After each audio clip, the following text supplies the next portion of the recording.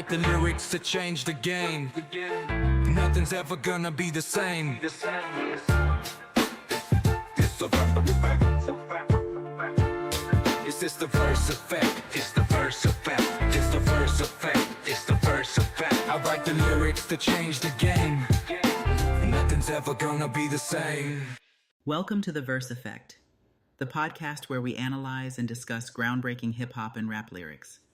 Today we are exploring what might be one of the most influential narrative tracks in hip-hop history, Slick Rick's 1988 masterpiece Children's Story. My name is Camille. With me, Roderick.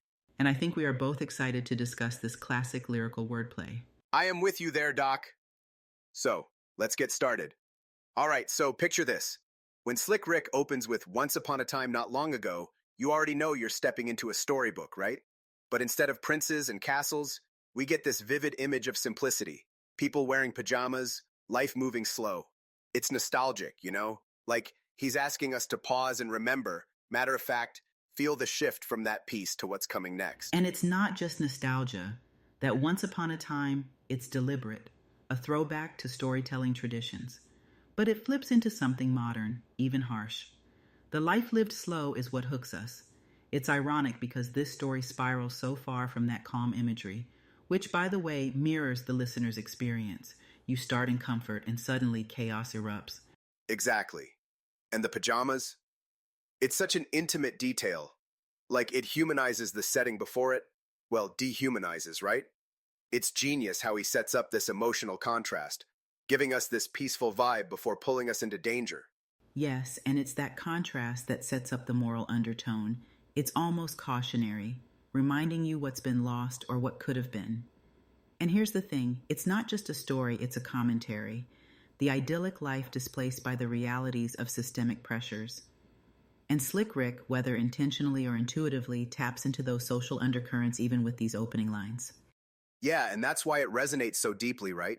It's as much about the story as it is about where we were culturally back then, childhood innocence giving way to, well, you'll see. Slick Rick didn't just write a song, he layered it with life lessons.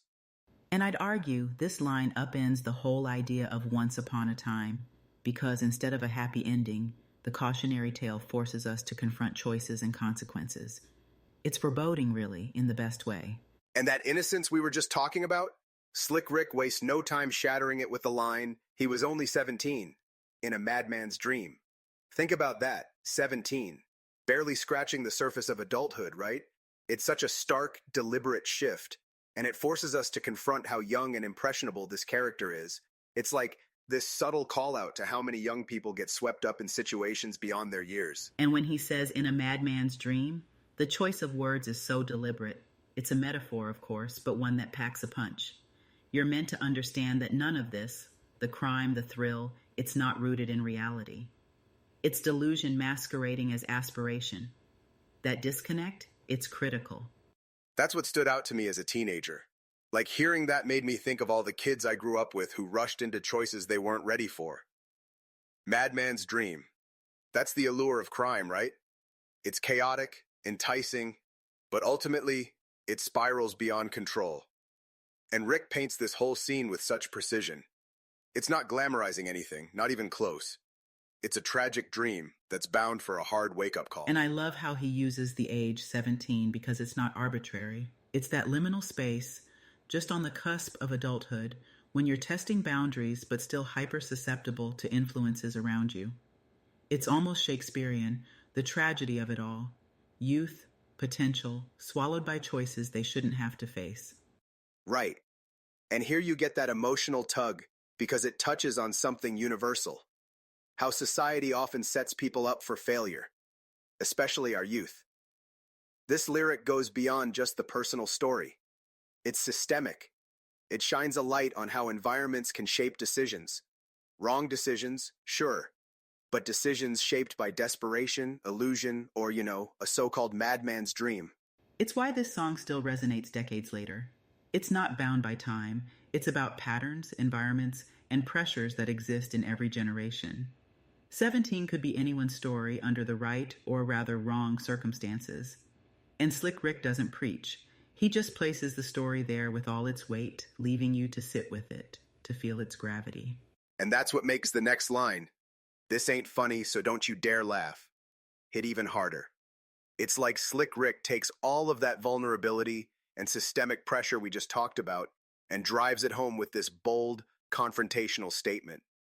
It's not just storytelling anymore. It's a command to sit up and take notice, to feel the gravity of what's unfolding. Right, and what's fascinating is how he breaks the fourth wall. It's rare in songs to see this kind of direct address, and yet here it's so effective. It makes you pause, doesn't it? It's like he's reminding the audience, hey, this is more than a beat or a flow. There are real stakes here.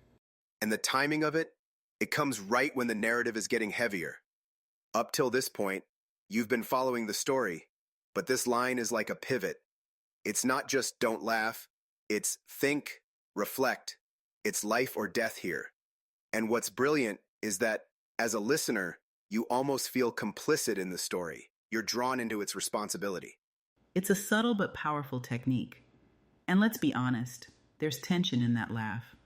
Nervous laughter, even. This ain't funny. Well, because the subject is heavy.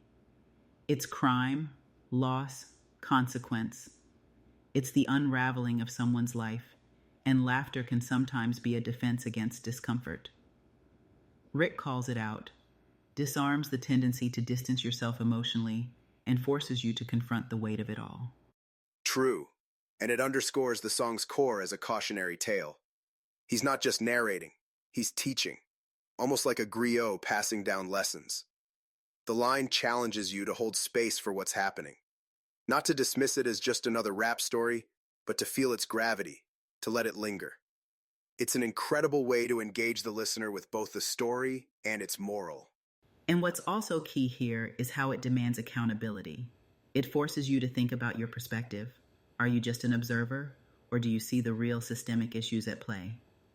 It's almost as though Rick is not just addressing his audience, but critiquing the context that allows these stories to exist in the first place. Yeah, and that's what makes that line so memorable. It's not just an instruction, it's a boundary. It asks for respect for the story, for the character, and for the reality it reflects. It's powerful storytelling that transcends the music, standing as a reminder of the seriousness and stakes we can't pretend to ignore. And then you hear, straight and narrow, or your soul gets cast, and it feels like a natural continuation of that weight we were just talking about. Slick Rick doesn't just make it a consequence, he amplifies it into this almost biblical reckoning. The straight and narrow ties directly into ideas of moral structure, responsibility, and that treacherous path he's warning against, and gets cast. Man, that lands hard. It's final, haunting even. It doesn't just warn, it insists you understand the stakes at their fullest. Absolutely. And what's so fascinating is the dual layer here.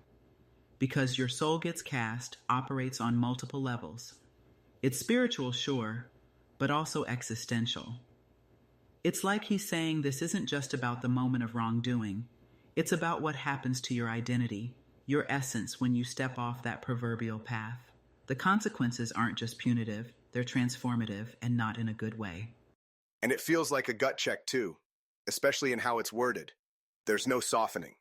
This isn't maybe your soul gets cast, it's a certainty. For me, it brings to mind this contrast I saw growing up. How easily folks could be pulled away from their potential by harsh realities. It's tough, man, because the choices don't always feel like choices when you're in that moment of struggle. And that's key, because the lyric doesn't exist in a vacuum. It's informed by the pressures, the constraints people face. This straight and narrow, it's not the same path for everyone. It's shaped by systemic forces, by generational inequities. I think that phrase, or your soul gets cast, raises a larger question. Why is the path so narrow in the first place? Who defines what's straight? And who benefits from these definitions of moral success? Right. And that's the brilliance of how this lyric works. It's simple on the surface, but once you sit with it, the layers start to unfold. It's not just a personal lesson. It's an indictment of all the structures that limit and define those choices. And it sticks with you, because you can feel that weight, especially when you've seen what happens to people who get cast, you know? Yes, and I'd argue this line forces us to wrestle with the tension between individual agency and systemic constraint. It's like, how do we hold people accountable while also interrogating the systems that push them to the edge? Slick Rick doesn't give easy answers, and that's what makes this lyric so timeless. It doesn't let you off the hook either as a listener or as someone interpreting morality in a broader context. Precisely. And it's why this song resonates still. Because that straight and narrow, it's not just a caution for the character in this story. It's a reminder for all of us to reflect on the values we uphold, to ask if we're contributing to those narrow paths or breaking those casting molds. It's a deep lyric that demands we carry its weight well beyond the music. And that's why the closer, good night, lands in such a profound way. After unpacking all that weight, all that systemic critique, ending with something so seemingly simple feels almost disarming. But it's not just a goodbye. It mirrors the unresolved tension we've been wrestling with. It's like Slick Rick is saying, here's the story, now sit with it, leaving us to grapple with the heaviness on our own terms. Correct. And what's fascinating is the duality here. It's simple. Good night. But simplicity doesn't equal ease. This is not the kind of sleep tight we tell children before bedtime. It's almost ominous, like, are we putting to bed the story or the consequences of the choices made? And who truly gets to rest? It's such a deliberate way to end. It anchors us back to that opening, the bedtime framework, the cautionary tone. It's like Rick takes us full circle, but not without leaving residue. You can't just sit back and let it fade. It sticks with you, even after the music ends. And it's also, to me, an invitation to reflect. Saying goodnight isn't just about ending, it's also a transition. It's asking the listener, now what? What's the takeaway from this bedtime story where the lessons are anything but fictional? I think the abruptness amplifies the weight of what came before. Yeah, and what's crazy is how much depth he packs into those two words. Like, goodnight isn't necessarily peaceful. It's a punctuation mark, sure, but feels almost like it's hanging in the air. It's closing the door softly and letting you sit in the silence, feeling the echoes of the story you just heard. Absolutely. And that silence is part of the lesson. It's not instruction, it's introspection. Good night becomes this contemplative moment where you're left alone to wrestle with the story's implications. For me, it highlights the power of understated storytelling, the restraint to let the audience find the meaning rather than being spoon-fed. And in keeping it short, Rick respects the listener's intelligence. He doesn't need to hammer it in. The story's weight does that work. And I love that. It trusts us to process not just the tragedy of the character, but the broader social realities he reflects. Good night isn't just a goodbye, it's a mirror. It reminds me of how certain minimalist art or music works. They strip things down to their essence to leave room for meaning to blossom. And this line, it blossoms, in ways Slick Rick probably couldn't even predict. It's what makes it timeless, because each generation can revisit Good Night and let it resonate differently based on their context. And that brings us to another masterpiece, Children's Story. Just like Good Night, this track carries lessons far beyond its narrative surface. Slick Rick reinvents storytelling in hip-hop here, crafting a tale that's both cautionary and deeply reflective of systemic constraints. It's not just about one character's downfall. This parable holds up a mirror to societal dynamics, showing how choices often aren't as free as they seem, especially for marginalized youth. That's why its resonance remains undeniable across generations. It's a testament to how hip-hop doesn't just reflect culture, it interrogates it. Slick Rick dared to take something as simple as a bedtime story and transform it into this raw moral epic.